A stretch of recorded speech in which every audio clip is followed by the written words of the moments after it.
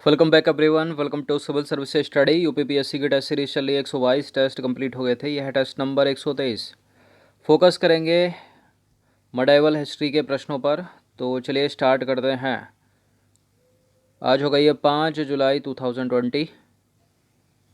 तो question number 1 है, निम्नलिखित कथनों पर विचार करना है। दो स्टेटमेंट है यहाँ पर, बताना कि इनमें से कौन सा करेक्ट है। पहला स्टेटमेंट क्या है, शेर खां का प्रारंभिक नाम फरीद खां था। क्या था शेर खां का प्रारंभिक नाम? फरीद खां था।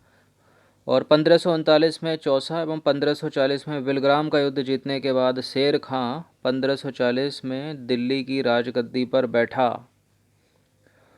देखिए बिल्कुल करेक्ट हैं दोनों के दोनों स्टेटमेंट। इसका आंसर क्या हो जाएगा? Option number C.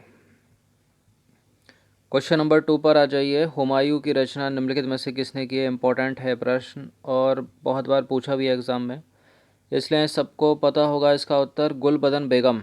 Gulbadan Begum, option number A. तो हुमायूं नामा की रचना गुलबदन बेगम ने की थी, याद रखिएगा ये नाम। निम्नलिखित कथनों पर विचार करना है। क्वेश्चन नंबर 3 है। पहला स्टेटमेंट क्या कह रहा है, शेरशाह सूरी ने उत्तर भारत में द्वितीय अफगान साम्राज्य की स्थापना की थी और चौसा के युद्ध के पश्चात शेर खां ने शेरशाह की उपाधि धारण कर राज्याभिषेक करवाया था। बिल्कुल करेक्ट है दोनों के दोनों स्टेटमेंट। देखिए शेरशाह सूरी को शेर खां कहा जाता है। तो शेरशाह सूरी के द्वारा उत्तर भारत में द्वितीय अफगान साम्राज्य की स्थापना की गई थी और चौसा के युद्ध के बाद शेर खां ने शेरशाह की उपाधि धारण करके राज्याभिषेक करवाया था अपना, और बाद में इसी नाम से उसने खुतबे पढ़वाए और सिक्के भी ढलवाए। क्वेश्चन नंबर 4 पर आ जाइए। निम्नलिखित कथनों पर विचार करना है। पहला स्टेटमेंट है, जिस समय शेरशाह दिल्ली के सिंहासन पर बैठा उसके साम्राज्य की सीमाएं पश्चिम में कन्नौज से लेकर पूर्व में असम की पहाड़ियों एवं चटगांव तथा उत्तर में हिमालय से लेकर दक्षिण में झारखंड की पहाड़ियों एवं बंगाल की खाड़ी तक फैली हुई थी और शेरशाह ने अपनी उत्तर पश्चिम सीमा को सुरक्षित करने के लिए एक शक्तिशाली रोहतासगढ़ नामक किले का निर्माण करवाया था। बिल्कुल करवाया था। दोनों के दोनों करेक्ट हैं। सी है इसका आंसर। क्वेश्चन नंबर 5 पर आ जाइए। फरीद खां को निम्नलिखित में से शेर खां की उपाधि किसने प्रदान की थी? फरीद खां को शेर खां की उपाधि प्रदान की थी, किसने प्रदान की थी? ये मोहम्मद बहार खां लोहानी ने। किसने प्रदान की थी? मोहम्मद बहार खां लोहानी ने। तो देखिए फरीद खां ने एक शेर को तलवार के एक ही बार में मार डाला था। उसकी इस बहादुरी से प्रसन्न होकर बिहार के शासक सुल्तान मोहम्मद बहार खां लोहानी ने उसे शेर खां की उपाधि प्रदान की थी। क्वेश्चन नंबर 6 पर आ जाइए। निम्नलिखित कथनों पर विचार करना है। पहला स्टेटमेंट है, दिल्ली का किला कोहना नामक मस्जिद का निर्माण शेरशाह द्वारा करवाया गया था और शेरशाह ने भूमि की माप के लिए 32 अंक वाला सिकंदरी गज सन की डंडी का प्रयोग किया। सिकंदरी गज और सन की डंडी, सिकंदरी गज एवं सन की डंडी का प्रयोग किया 32 अंक वाला भूमि की माप के लिए शेरशाह ने। देखिए करेक्ट है दूसरा स्टेटमेंट, पहला भी करेक्ट है। दिल्ली की किला कोहना जो मस्जिद है उसका निर्माण करवाया था शेरशाह सूरी ने। तो सी है इसका आंसर। क्वेश्चन नंबर 7 पर आ जाइए। निम्नलिखित कथनों पर विचार करना है। पहला स्टेटमेंट है, कालिंजर अभियान शेरशाह का पहला सैन्य अभियान था और कालिंजर का शासक कीरत सिंह था।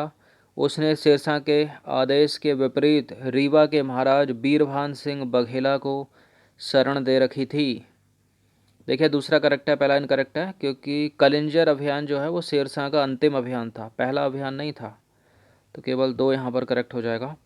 तो कालिंजर का अभियान जो है शेरशाह का अंतिम अभियान था, पहला अभियान नहीं था। क्वेश्चन नंबर 8 पर आ जाइए।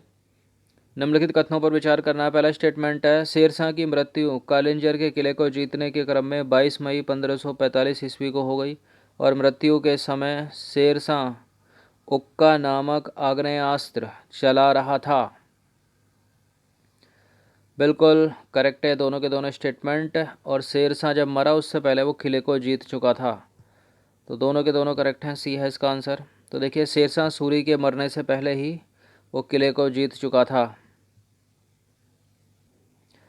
नेक्स्ट क्वेश्चन की तरफ बढ़ते हैं। क्वेश्चन नंबर 9 पर आ जाइए। निम्नलिखित कथनों पर विचार करना। पहला स्टेटमेंट है, शेरशाह की मृत्यु के उपरांत 1545 में उसका पुत्र जलाल खां इस्लाम शाह की उपाधि धारण कर सुल्तान बना। शेरशाह की मृत्यु हो गई 1545 में। उसके बाद उसका जो पुत्र है, पुत्र का नाम क्या है? जलाल खां। जलाल खां शासक बना, सुल्तान बना और इस्लाम शाह की उपाधि उसने धारण की। इस्लाम शाह की उपाधि के साथ वो सुल्तान बना। और मानकोट के किले का निर्माण शेरशाह सूरी ने करवाया था। देखिए, पहला वाला करेक्ट है, दूसरा वाला इनकरेक्ट है, क्योंकि मानकोट के किले का निर्माण शेरशाह सूरी ने नहीं करवाया था। इसका जो पुत्र था ना, जलाल खां, जो इस्लाम शाह के नाम से सुल्तान बना था, उसने करवाया था। तो दूसरा वाला गलत है, केवल पहला करेक्ट है यहाँ पर। तो इसका आंसर हो जाएगा one only, option number A. तो मानकोट के किले का निर्माण इस्लाम शाह ने करवाया था। इसके अंतर्गत शेरगढ़ किला, इस्लामगढ़ किला, असीरगढ़ किला, फिरोजगढ़ किला और मानकोट किला था, याद रखिएगा। क्वेश्चन नंबर 10 है, निम्नलिखित कथनों पर विचार करना। पहला स्टेटमेंट है, शेरशाह को व्यवस्था सुधारक के रूप में माना जाता है, व्यवस्था प्रवर्तक के रूप में नहीं। और दूसरा स्टेटमेंट है, शेरशाह का शासन अत्यधिक केंद्रीकृत था। तो केंद्रीकृत था या विकेंद्रीकृत था? देखिए, करेक्ट है पहला स्टेटमेंट, दूसरा वाला गलत है। तो इसका आंसर क्या हो जाएगा? Option number A. तो शेरशाह को व्यवस्था सुधारक के रूप में माना जाता है, व्यवस्था प्रवर्तक के रूप में नहीं। शेरशाह का शासन अत्यधिक विकेंद्रीकृत था, डिसेंट्रलाइज्ड। देखिए, संपूर्ण राज्य को उसने 47 सरकारों में बांट रखा था और प्रत्येक सरकार कई परगनाओं में बटे थे और प्रत्येक परगने में एक सिकदार, एक मुंसिफ, एक फौतदार और 2 होते थे कारकुन। क्वेश्चन नंबर 11 पर आ जाइए, निम्नलिखित कथनों पर विचार करना है। पहला स्टेटमेंट है, शेरशाह की वित्त व्यवस्था के अंतर्गत सरकारी आय का सबसे बड़ा स्रोत जमीन पर लगने वाला कर था, जिसे लगान कहते थे। और शेरशाह की लगान व्यवस्था रैयतवाड़ी पद्धति पर आधारित थी, जिसमें किसानों से प्रत्यक्ष संपर्क स्थापित किया जाता था। क्या? देखिए, बिल्कुल किया जाता था, ये करेक्ट है दोनों के दोनों स्टेटमेंट, सी है इसका आंसर। क्वेश्चन नंबर 12 पर आ जाइए, निम्नलिखित कथनों पर विचार करना है। 2 स्टेटमेंट है यहाँ पर, बताना कि इनमें से कौन सा सत्य है। पहला स्टेटमेंट है, शेरशाह के समय भूमि 5 वर्गों में विभाजित थी और शेरशाह के समय पैदावार का लगभग 1/3 भाग, 1/3 भाग सरकार लगान के रूप में वसूल करती थी। देखिए, दूसरा वाला करेक्ट है, पहला वाला गलत है, क्योंकि शेरशाह के समय भूमि को जो है 3 वर्गों में विभाजित किया जाता था, 5 वर्गों में नहीं विभाजित किया जाता था। वो 3 वर्ग कौन से थे? एक तो सबसे अच्छी भूमि, और दूसरी साधारण भूमि, और तीसरी वाली खराब भूमि या निकृष्ट भूमि। शेरशाह के समय पैदावार का लगभग 1/3 भाग जो है सरकार लगान के रूप में वसूल लेती थी। केवल मुल्तान में उपज का 1/4 भाग लगान के रूप में जाता था। 13वां प्रश्न है, निम्नलिखित कथनों पर विचार करना है। पहला स्टेटमेंट क्या है, शेरशाह ने कृषि योग्य भूमि और पड़ती भूमि दोनों की नाप करवाई। शेरशाह द्वारा प्रचलित रैयतवाड़ी व्यवस्था मुल्तान को छोड़कर राज्य के सभी भागों में लागू थी। क्या? शेरशाह ने कृषि योग्य भूमि और पड़ती भूमि दोनों की नाप करवाई। देखिए, दोनों के दोनों करेक्ट हैं। ये शेरशाह द्वारा कृषि योग्य भूमि और पड़ती भूमि दोनों की नाप करवाई गई और इस कार्य के लिए उसने अहमद खां की सहायता ली। शेरशाह द्वारा प्रचलित रैयतवाड़ी व्यवस्था मुल्तान को छोड़कर राज्य के सभी भागों में लागू थी। आ जाइए क्वेश्चन नंबर 14 पर, निम्नलिखित कथनों में से कौन सा कथन असत्य है? गलत है, मतलब इन चारों में गलत नहीं होगा, तो इसका आंसर डी होगा। मुल्तान में शेरशाह ने राजस्व निर्धारण और संग्रह के लिए पहले से चली आ रही बटाई व्यवस्था को ही प्रचलन में रहने दिया। शेरशाह के शासनकाल में किसानों को जरीवाना नामक संग्रह शुल्क भी देना पड़ता था और शेरशाह के शासनकाल में लगान निर्धारण हेतु 3 प्रणालियाँ बटाई, नस्क और नगदी प्रचलित थी। कौन कौन सी? बटाई, नस्क और नगदी। बिल्कुल ये करेक्ट है, तीनों के तीनों स्टेटमेंट, गलत तो कोई है नहीं, इसलिए इसका आंसर लगाएंगे डी। उपरोक्त सारे के सारे सत्य हैं। देखिए, लगान निर्धारण, बटाई, नस्क और नगदी प्रणालियों में किसानों द्वारा नगदी व्यवस्था को अधिक सराहा जाता था, नगदी व्यवस्था जो थी। क्वेश्चन नंबर 15 पर आ जाइए। सभी सराहते हैं नगदी को। तो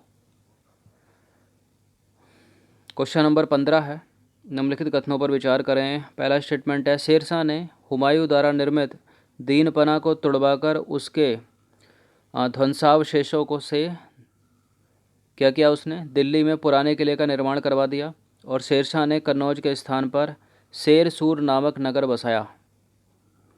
बिल्कुल ये करेक्ट है, दोनों के दोनों स्टेटमेंट, सी है इसका आंसर। तो देखिए उपरोक्त दोनों के दोनों सत्य हैं। शेरशाह ने शेरसूर नामक नगर बसाया था, कहाँ पर? कन्नौज के स्थान पर। और शेरशाह ने हुमायूं द्वारा निर्मित दीन पना मस्जिद को तुड़वा दिया और उसके जो भी उससे निकला मटेरियल, उससे जो है दिल्ली में पुराने का निर्माण करवा दिया उसने, पुराने किले का निर्माण करवा दिया। तो 15 प्रश्न थे इंपॉर्टेंट, अच्छे से इसका रिवीजन कर लेना 1 से 2 बार। धन्यवाद। हर दिन प्रैक्टिस करते रहिए, धीरे धीरे सारा कोर्स कंप्लीट करा दिया जाएगा MCQ के फॉर्म में, ताकि प्रीलिम्स में सुनिश्चित सफलता मिल सके आपको।